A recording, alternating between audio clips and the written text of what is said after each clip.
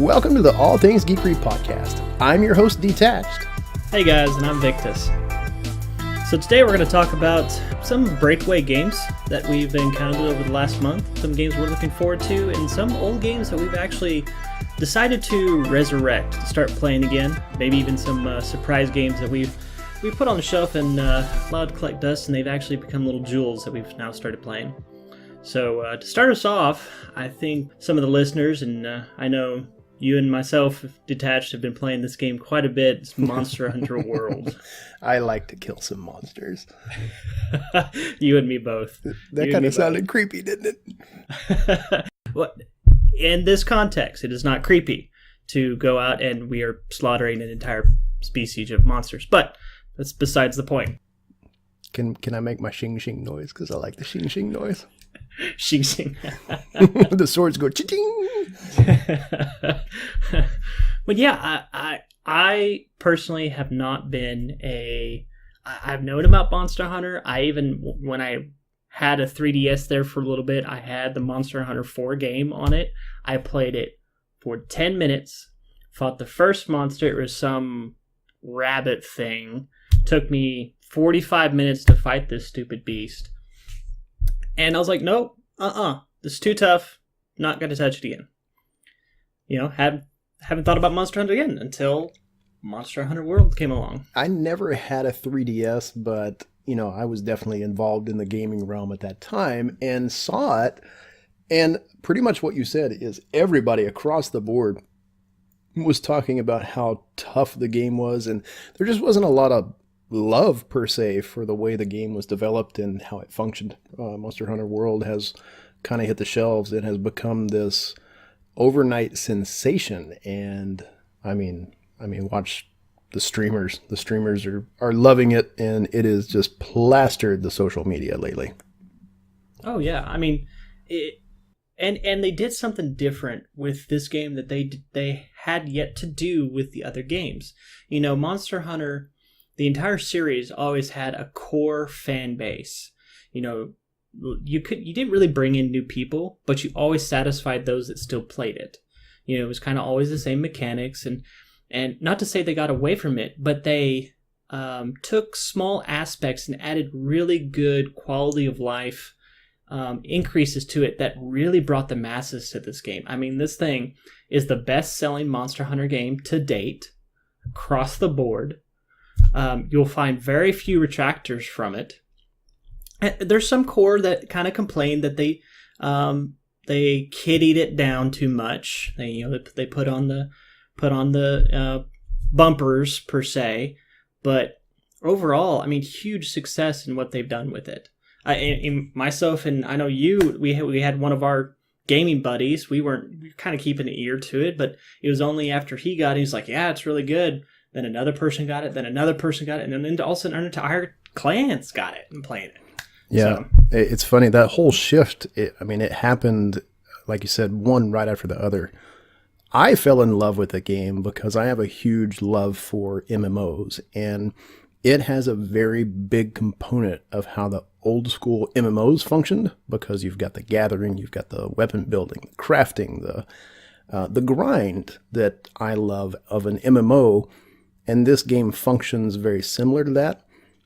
And, going out and killing monsters and crafting and just the world base, everything that you can explore. It's a very open world feel. Just A to Z, they did a fantastic job with the game.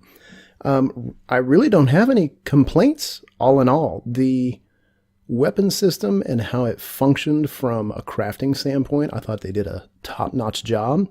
Really, the only clunky part about the game that was kind of I wish they would fix is how you partner up with people in the game. And, you only get 4 people in a party, and it's a little clunky to get the party started and to figure that piece out. Yeah, and I guess that's what one detractor currently, and all the core will say it's the same way across all the Monster Hunters, is especially for me being I would say I would be a noob to the Monster Hunter, figuring out all the nuances and all the little things that you really have to know to really succeed in Monster Hunter World. It took us actually going online and figuring stuff out, like what does this little symbol mean above my monster when he's doing this, or because it doesn't explain any of that. It pops up tutorials, some just to cover the basics, but after that it's just like, here you go, right to the fire, have fun. Yeah, they literally burnt you to death, and they dropped you right in the middle of the fire and said, have fun. Right, and there was some allure to that, of course, figuring it out along the way, me personally. But yeah, I'm right there with you. The one thing I've noticed playing it, I'm getting very close to endgame now, and I say that, and I've got 95 hours into that game, and it has been a long time since I put into an RPG-S type game like this 95 hours.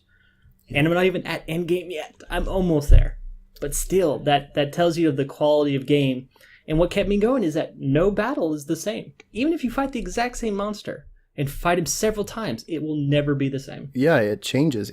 Almost every fight that you're in, there's different methods, different weapons. It seems like the environment plays a huge part as well. And, like you said, if you come into a fight and you're fighting the same monster, the AI does not function the same way the same time. His reactions, maybe he gets angry at a different time. He doesn't have the same moves every single time.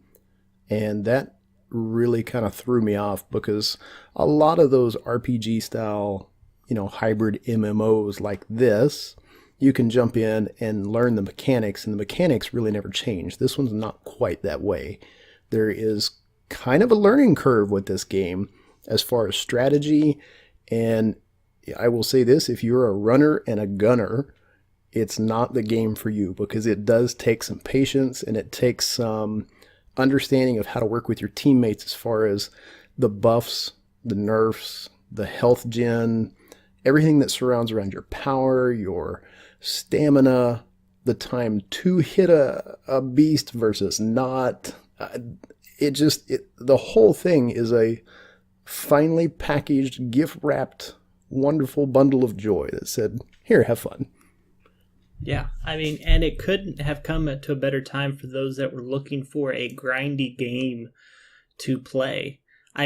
Don't get me wrong, there is a lot of grind to do, and sometimes just for the smallest of things. There was times I would kind of get stuck a little bit, and I was like, all right, I need to go back and get an armor set, and I'd spend hours grinding, killing the same monster over and over, but I never felt like I was even approaching burnout on it. Yeah, I've never felt burnout with the game. There has been some frustration because I've been able to beat the stupid monster, but I've not been burnout. Right. And that's to be expected. But then you sit there and you take a breath, you come back the next day, and then you're like, all right, we're going to do it. And then you beat that monster, and you're like, yeah, it went down. Next monster. Yeah, it's, for me, I'm a checklist guy, especially when it comes to games like this. If it has a progressive armor system and weapon system and ranking system, then it becomes kind of a task list for me. And both of us are completionists, so we've got to have the awards, we've got to have all the gear, all the weapons, all the things that we like. Now, there's some weapons in this game, I don't like their playability and their function of how they work. They're very, very clunky for my playstyle. So when it comes to the weapons, literally I have a task list of things that I have written down and I've wanted to go after. And my playstyle, it does not matter across the board. Pretty much every game that I have played in this fashion, like a monster hunter, I always go for the ranged guys. So your bows, pretty much anything that has magic attached to it, I've always kind of gravitated towards that playstyle. We don't have magic in this game. We don't have, tickle fingers. We don't have Nova bombs. We don't have, well, there's a reference to Destiny. We don't have magic and healing spells per se. We do have the glaive, and there are some healing aspects to the way it functions, which I do like. But all in all, I think the best part of this game is that the story is not a one and done. It's a continual add-on, and we just had a brand new update. We got the Devil Joe, or Devil Haw, however you pronounce his name. You know, he was the devil. The devil. He was introduced as a free DLC into the game, and it opened up a brand new story quest that talks about where he came from, and now you've got to go do this research. So as far as the way they've added the game, you don't have to have these dry spells in a game like this. Like some of our other favorites that we've played in past have had these huge dry spells of 3, 5, 6, 7 months along the way, where you're grinding the same thing over and over and over, and you just get burnt out with the game. This, I think there's enough different things in the game that you can go do. To be honest, I like going out in the world and just gathering stuff. That's fun to me. Yeah, I'm right there with you. I mean, being that I put in 90 some odd hours into the game itself, but I've only unlocked or built, I should say, a handful of suits. I have 3 suits that I use. Yeah, I've got but 2. There's 20 suits you could use and upgrade to their max potential and use as part of the end game? Yeah, there's, I think, 20 sets of armor right now in the game, and there's multiple versions of that. You know, you've got your, I guess it would be considered your pink armor, like your pink Raytheon, your pink Rathalos. They've got that next tier of gear in there. And now we've got the new stuff from the devil. And that's a whole nother tier as well. Yeah, so, I mean, between the gathering, right there with you going out and just gathering, I need to hit a quota. Or they kind of fix that with the whole, like, the farm that you have, and you can bring that back. That kind of, and that's another really cool aspect. They knew that, going out and gathering a 1-by-1, especially when you're hitting end game and you're burning through the material, you needed something to accommodate your burning through of materials, because you're going to need them. You're going to need all those materials when you hit end game and you're fighting your elder dragons. So they included this farm, this tree that you can grow things on, that you come back from every mission and you always have materials that are waiting for you. Now, albeit you do have to wait for them, but it was a very smart move for them to include something like that to kind of scale with you, and not get too grindy to where you always had to go out and find and spend hours looking for those handful of materials, and then going through and farming the monsters for their material. I can't remember. I think I'm upwards of 10 times killing Nergigante for his stupid armor set, just to get all those materials, but never got burnt out. I'll still go back and kill him. Yeah, Nergigante was a very fun fight. It was very challenging. He was rough as could be. He was super tanky, and he had an aspect to him. You never really kind of knew what was coming next. He always seemed to change a little bit, and it was much different from some of the other fights. Kind of learned some of their mechanics and how they function a little bit.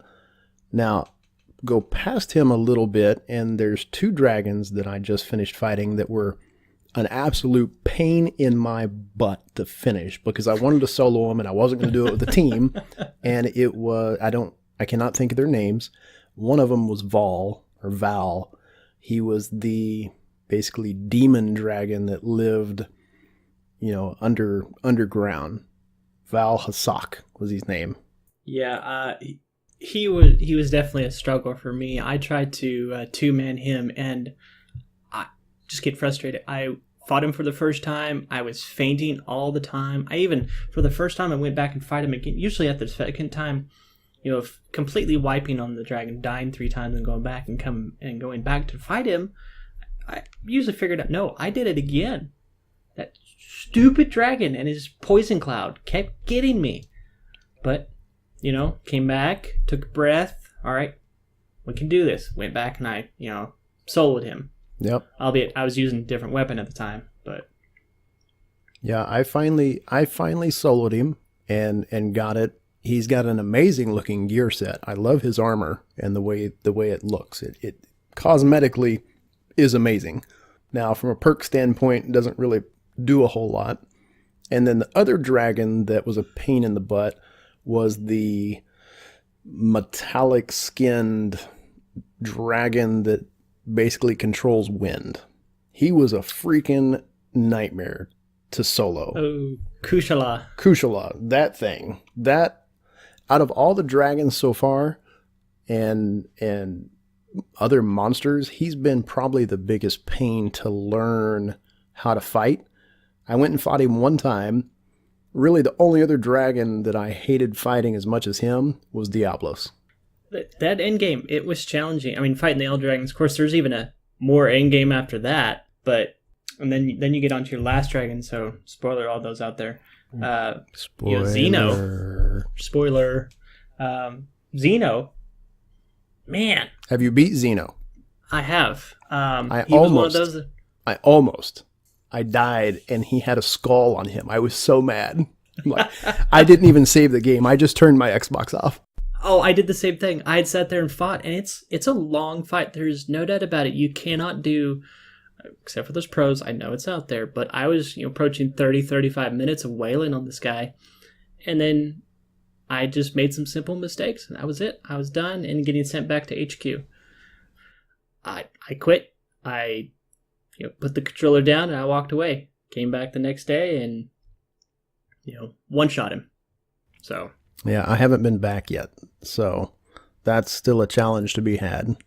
But, I mean, it just goes into this game had all the right combinations of things for people that love the RPG, they wanted a grind to do, especially for the entire community that had been kind of looking and burnt out on a repetitive grind that was happening, like with Destiny and a couple other games that weren't filling that void. Yeah. And then come along Monster Hunter. Wow, it just blew up. Now it's kind of fallen away. People are beating the game and getting done with it, and you transition into other games now, or are waiting on the next story game per se. But it's still going. It's got a lot of players. It does. It has a huge fan base, huge player base. It's extremely healthy right now. The streaming community is very healthy with it, and I think it's been a fantastic replacement. I know even for myself, I was burnt out with some of the other games and was really looking for a new outlet. So, they did a fantastic job with this. And one last little touch point on it was the hunter rank itself. Now, the hunter rank doesn't really mean a whole lot except just how you've progressed through the game. And it kind of gives you an overall, you see this dude running around, and he's level, 86. You're like, whoa, look at this guy. Or, there's some rank 50s, 60s. I think the max is 100? Or is it 105? I've seen some even like 150s. I don't know if there is a cap. So, whatever that rank is that's cap out there, you see that, and, you do get to see new gear, and you get to see kind of what's out there and what is to be had. So they kind of give you this little promo prep with some of the other characters that you see out in the world that's got this cool looking gear. You're like, whoa, I want that. So that was kind of a neat aspect for it as well. Oh yeah, I mean, especially queuing up with randoms out there. I mean, you starting out at a low level, and you'd have some high ranks come in and kind of just one shot whatever you're fighting, because they have the best gear. They're doing ridiculous damage. But then you start approaching their level, and you start to see, get to their level and understand how to do the ranks. But yeah, it's all about how long you played. Really, after a certain point, it's how many monsters you've killed. Basically equals your hunter rank in a way. That was definitely a game that used up a lot of my time. Now, I mean, game was released, was it yesterday? Day before yesterday? It's been kind of picking up steam, and people are really been keeping an eye on. That's been scratching that almighty pirate itch out there. Arg. Sea of Thieves. Yeah, I've been watching this game very close. When it was first previewed and we got that little snippet, I mean, you can be a pirate. Who doesn't want to be a pirate? You go loot the booty. As bad as that sounds, but hey, you get to control your own ship. You have this huge story mission, and it's, you're in the open seas. Come on, who wouldn't want to jump into it? Now, I have not played the game yet. I missed the beta. But they are apparently having a blast with the game. I do know a lot of our fellow YouTubers and streamers out there that have gotten a hold of it and are really enjoying the play style and how the game functions. And if you like the cartoon aspect of a game, this one has that cartoon feel to it and look. Yeah, ever since we played Black Flag, Assassin's Creed Black Flag. Black Flag, yeah. You had your own pirate ship, you're able to upgrade it, you're able to do, go in some pretty impressive naval battles and what you could do. This takes it kind of a cue off that, where you have your own ship, depending on the crew that you're running with, either 1, 2, or 4-man ships, if I remember correctly. And different sizes you go out, and you can have quests. You help these quote unquote factions that you level up with. The game is as good as really you make it to be. Some people are like, yeah, it's not my fix. They're not really saying anything bad about it, but they say the amount of shenanigans that you can get into that game just by having fun and doing crazy piratey stuff is astounding. Yeah, that's the one thing that really kind of caught my eye and attention, was it wasn't all story driven.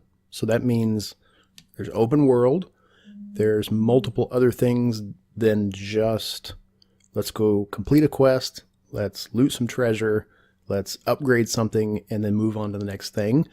There's this whole PvP realm to this game with pirate ships, and that is really what attracted me, because you're taking PvP to an open world feel now.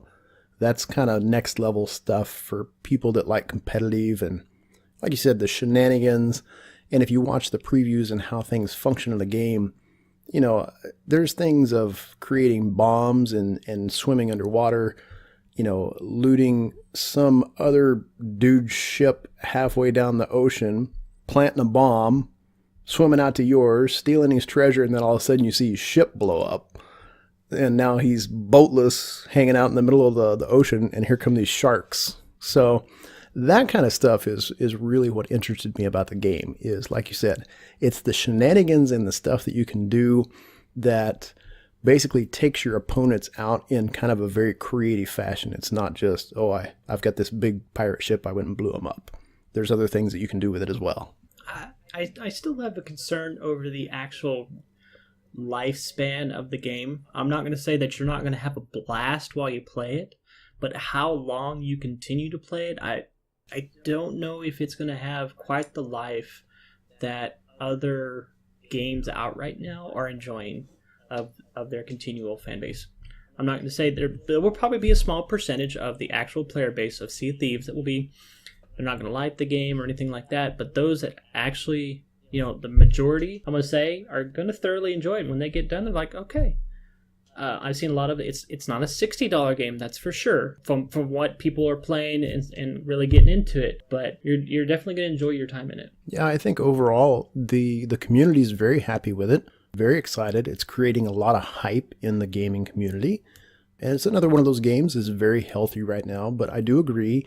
I think this is going to be a period game where it's going to run its course. People are going to be done with it, and they're going to move on to the next thing that can fulfill that need of creativity, an aspect of fun. Maybe it's a grindy game, whatever they enjoy and like. And I honestly don't think Sea of Thieves is going to be one of those unless they begin making it a DLC-based game.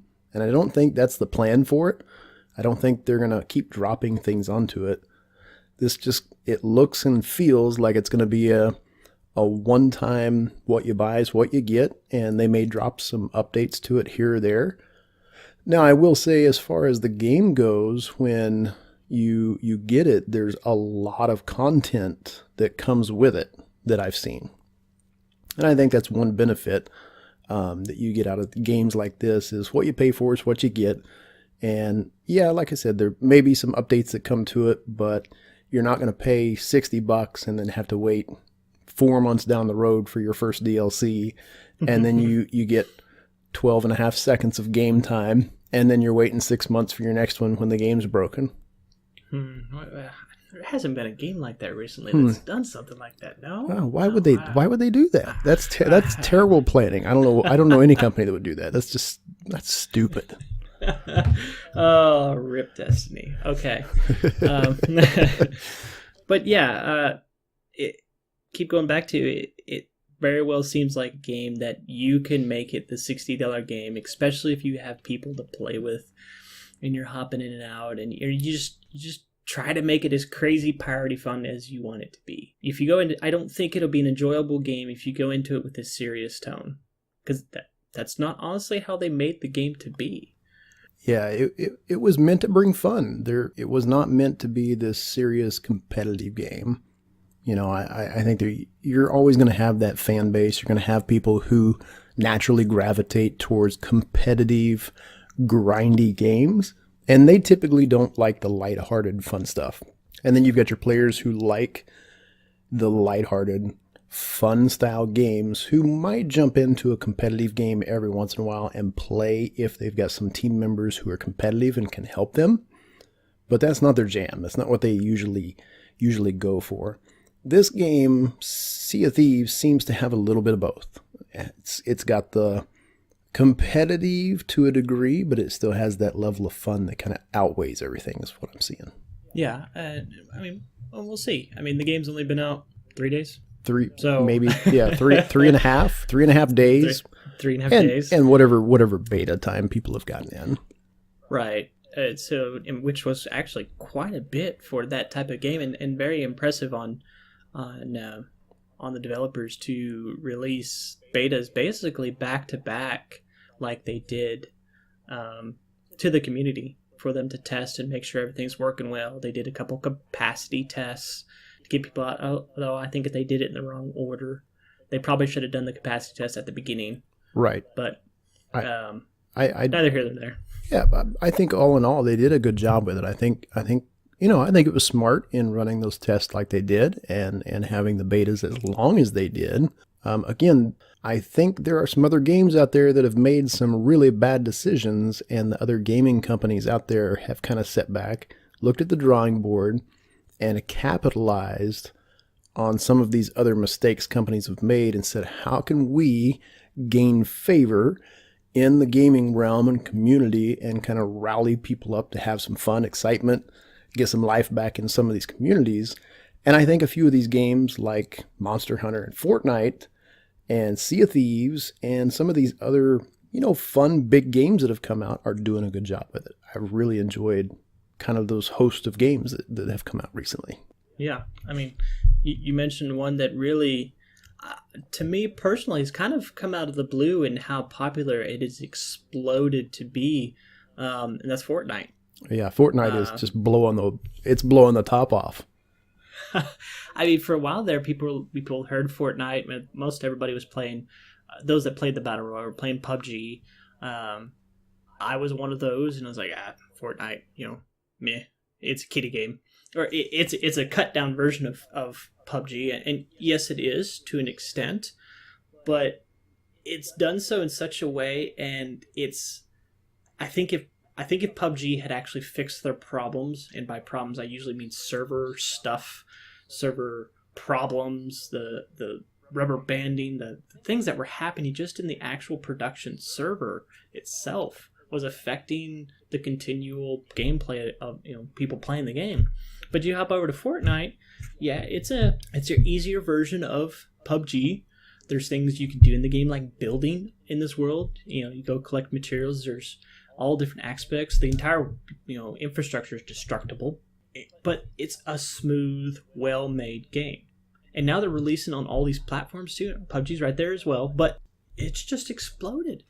I mean, even some of the casuals that we play with have been roped into it. Yeah, I haven't yet. I haven't yet, but they have dived like full head on. And in our group, we've got some casuals, and we've got a couple of very competitive players that like to really dig in, and they truly are competitive style shooter and looter type playing.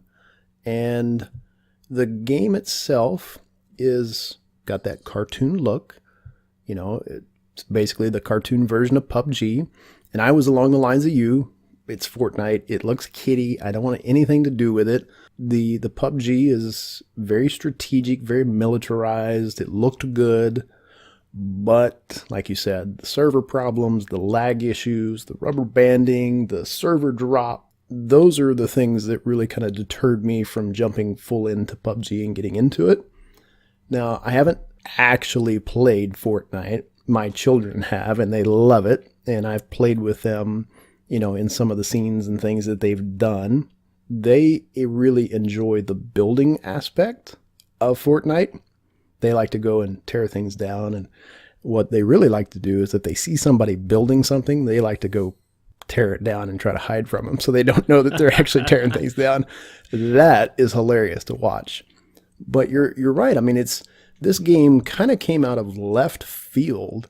Nobody saw it coming, and it has made a huge impact with the streaming community for sure. There's tons of streamers out there right now. I mean, if you look at Twitch, about 90% of the feed is Fortnite, and they're having a ton of fun. People that were bitter and angry, and I mean, you just watch the chat messages come across Twitch over the last few months, and I mean, it was just dirty, nasty, scummy. I mean, you felt dirty, and I quit watching Twitch. I quit streaming myself, and a lot of people took a break from it. And then here comes Fortnite, and it's brought the health back, and it seems to have a healthy, competitive community again.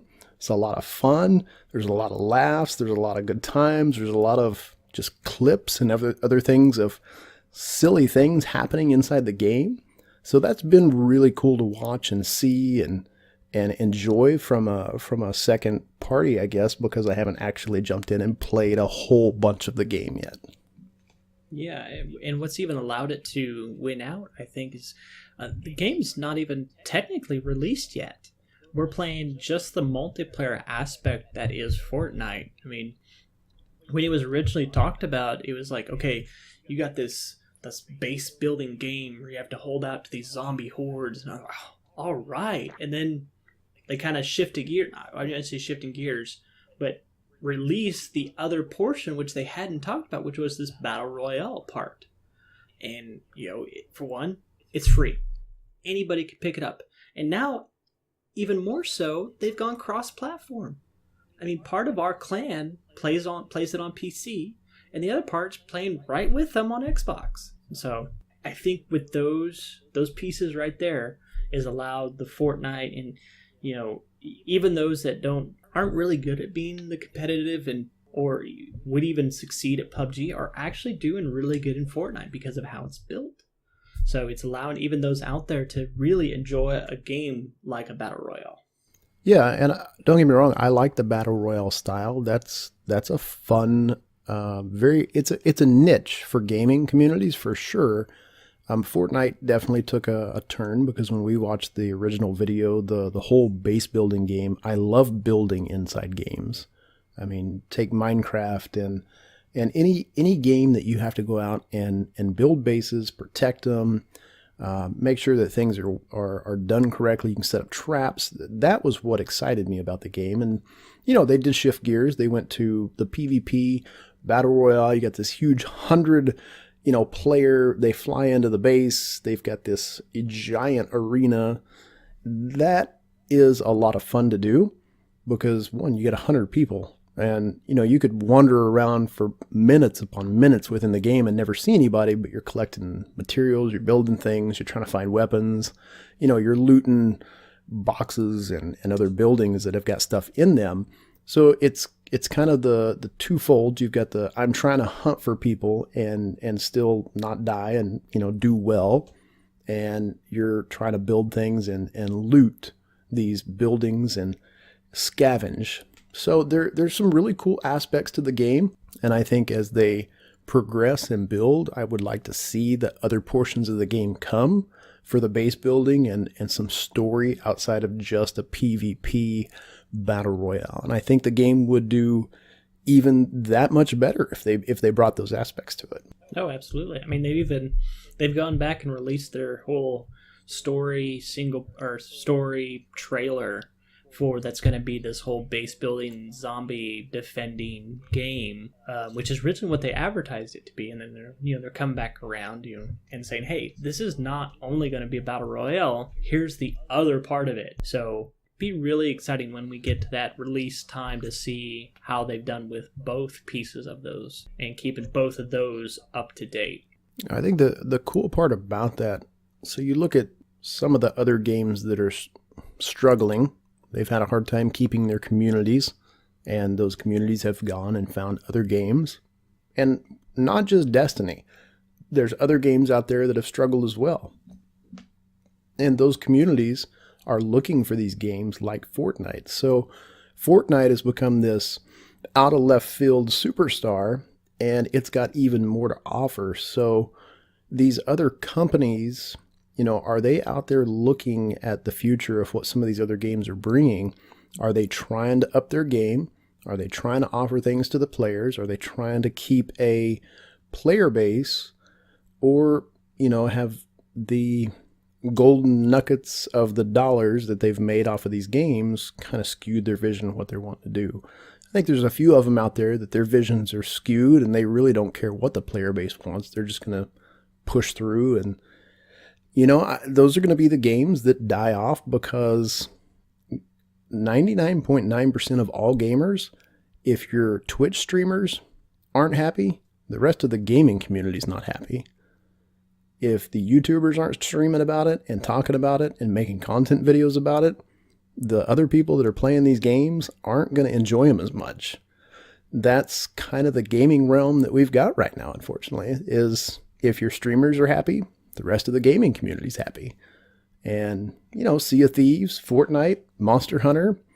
And if you look at the other portion of games, people are going back and playing some of these older games that really, people have played through multiple times. I'm one of them. I'm going back and playing some of my old games right now because, well, they're fun.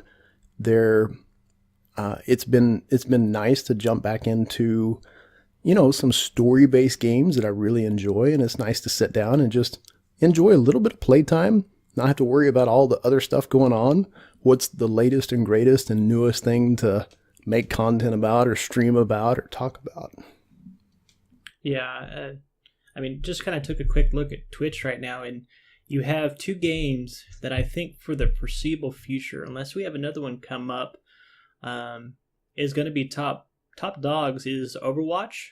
It seems like that game cannot be dethroned from being at least top 5 Twitch. Even with a brand new game that comes out and it highly streamed, it'll always be there. And then you follow right behind between FORTNITE and like League of Legends is up there, and then you'll have a new game come in and out. And Sea of Thieves. One game that you've mentioned interest in, A Way Out. Yeah, that looks amazing.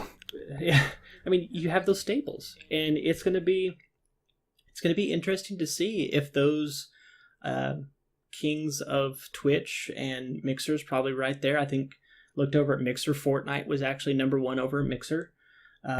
If they can hold their crown, see if any game can come up and hold it for a consistent period of time. One game you mentioned, A Way Out. That's a new game. It's coming out. It's what I call a buddy system game, and you're playing with another player to figure out puzzles and work your way out of situations. Those are the kind of games that are fun. They've got cool stories with them. They're reaction-based games, and one of those that are coming out is I've actually been waiting on this game for quite a few years. The last one came out and it was on the Xbox 360 platform. They wanted to wait because of the technology and the way the story was running, and there were things that happened. It's a very cool production company. It's from the Undead Labs, and it's the State of Decay game. The second one is actually coming up on pre-order. The story, the graphics, the gameplay, the base building, the whole kit and caboodle looks absolutely insane good. So I'm very excited for that one to come out.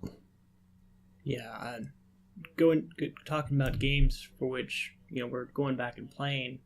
Even though I've been playing Monster Hunter a lot, and still going back to it, I definitely was feeling kind of the I didn't have a story game to play. And so I decided to go back to and play and beat Mass Effect Andromeda. I laugh because I disowned the game. And rightfully so. I mean, we had such great experience going through the story, and you may have some gripes about Mass Effect 3, but we had a entire connection built, and our character built up between and what was Mass Effect 1, 2, and 3. So we had, and this was expectations on us, but some of them, they needed to be there because it was the next gen game of Mass Effect. And then we got the game, and overall the gameplay was great. There was a couple things where like, yeah, I don't know about that, but some of the systems they added were good, but then came the bugs. Oh my gosh, the weird graphics that would intertwine with one another, the choppiness, the facial expressions. And that's what killed it. That part alone is what killed it for myself. A lot of people out there, they stopped playing. I beat the first planet of Mass Effect Andromeda and I quit. I just couldn't handle that part because I've been used to Mass Effect 3. If you compare it to that, it's like, what happened, BioWare? Of course, there's a whole backstory about how Andromeda was actually created by a different, not actual core team that was BioWare. It was BioWare Montreal, I think it was. Don't quote me on that. But since then, that, the fallout of Andromeda, that studio no longer exists. Anyway, but they didn't, what happened to this? Why are we looking at, lifeless eyes as we try to have a conversation with the person, which used to be the best part of the game. You get to see their facial expressions, so yeah, it was still clunky, and even in Mass Effect 3 your guy would make some expression with his arms that didn't really make sense, but it wasn't like to the extent that we saw in Andromeda. Yeah, Andromeda was almost an unfinished product is what they gave us, and yeah, the clunkiness is not even a good word for how bad it was. It was almost, if you've ever watched the behind the scenes of 3D graphing and creating characters, it was like watching a production of a character that was still being created, and he's hitting the play button to watch how the graph functions and all the little 3D connections. And he went, "Oh, that looks good. Let's give that to him." Blech. And that's pretty much how I felt when I played the game. It was absolute trash. So, maybe there's some life left. There's other things that I have ahead of that game and probably won't be touching it anytime soon. So, I don't know. It can't compare to my experience I had with Mass Effect 1, 2, and 3. If it can come back and tie those stories together and give me something that was a feeling of Mass Effect 1, 2, and 3, then I will count it as a game that I'd put on my shelf. But right now, it's a game that's in my trash. Right there with you. And, we were expecting some type of connection to the original Mass Effect universe, and there's hardly any. We were expecting maybe some type of carryover, because it was kind of teased to us when we ended Mass Effect 3 and they were talking about the guest name. There's like, don't delete your saves just yet, because that was specifically mentioned. And then Andromeda happened, and basically the only choice we get to reference is if our shepherd was male or female. That was it. Spoiler, just saying. It's at the beginning game, so you're going to see it. On that note, with that said, they have done a lot of improvements to those animations, and they've refined it, not to the level that we'd ultimately want, but I am enjoying the game right now, playing through it again. And yes, sometimes I'm still getting kind of cringy with the animations, but I think that's because it could have done a lot better. The technology we have now, the facial recordings that we have now that we're seeing in games, you can't even distinguish between what is the real one and what is the CGI one nowadays. And that's coming to gaming. So going back to it, it's really hard. Yeah, I'm very excited for the facial recognition software and that technology. It has come a long way. So very excited to see that tech come into the realm. Yeah, me too. I mean, quick call back to one game that I think was really impressive about this was Halo 5. You can say what you want about the gameplay, but the cinematics was astounding, yes. Same with Halo 2 Remastered. They did the exact same thing. And that's one thing I always look for in the CGI cinematics of gaming or the gameplay, facial features, specifically when somebody's talking. Nail that. You don't nail it, and we have another Andromeda. Yeah. If we've got another Andromeda, you can count me out. Just hopefully we don't. Hopefully we don't. Hopefully we don't. I'm anxious to see what happens in the gaming realm. Some of the other ones that I've really been excited for and jumped into, this is one that I had on my list a year ago, and when it dropped, it was a bit pricey. It dropped at $60. And for the game style and what it has actually got a lot of content and a lot of time that you can play in the game, but it is a one and done. You can play it and it's got in-game story, but it is all story mode game. And you know me, I love stories. I love good stories, and I love Sherlock Holmes. So Sherlock Holmes, The Devil's Daughter, it came out. This is the second one in the storyline. The first one was out of this world good, and they produced this one last year, and it went on sale a couple of weeks ago. I picked it up, and it has really grabbed my attention. One, because if you like Sherlock Holmes, you like the detective mystery about things that has a little bit of a dark corner to the way the story feels. This game is really good because it's basically playing a Sherlock Holmes novel in a game visually. Not only are you playing Sherlock Holmes, you get to see into his life a little bit. You get to see some of his dark pasts and things that he's done.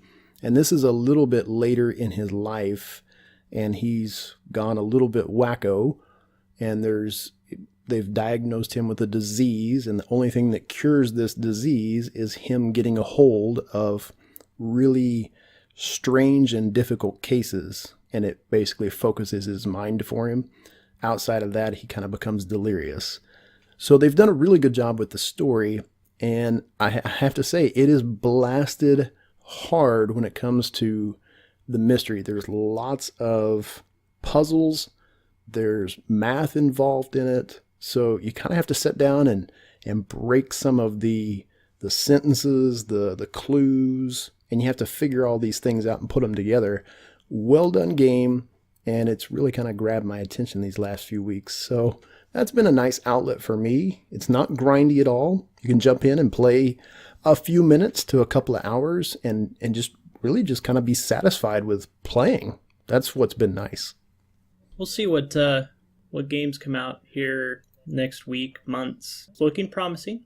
Games coming out this year, and we'll see some close to holidays release date, and like FORTNITE actually getting a release, seeing how that game does. Yeah, I'm very excited for the next realm and where we go with the games. There's lots of cool things coming out, and I'm anxious to see some of the fixes for some of our other old games that we enjoy playing. And one last topic before we jump off of here, I finally got to go watch Thor Ragnarok, which was out of this world good. Kind of behind there. I'm kind of behind, I know. Out of all the Marvel films, guys, this was my favorite one. The witty banter, the graphics, the story, the interaction of Hulk and Thor sitting on a bed together, arguing about who's got better fire. Thor is mighty. And then, you've got Hulk over here complaining and whining. He's like, no, Hulk like raging fire. That out of this world good. So, yeah, I think our next couple of episodes, we've got some pretty fun and exciting things to talk about. Definitely going to work on getting our schedules back around. Mine has been way crazy these last few months. We've got a lot of new things happening in our family, so we just haven't had a lot of time to game and get together and hang out and chat and talk. But those, we're getting ready to hit spring. Our spring consists of, 30-degree weather and snow. I don't know where you guys live, but that's what our spring looks like. Where the rest of the world is enjoying a nice 67-degree weather. Yeah, we don't have that, unfortunately.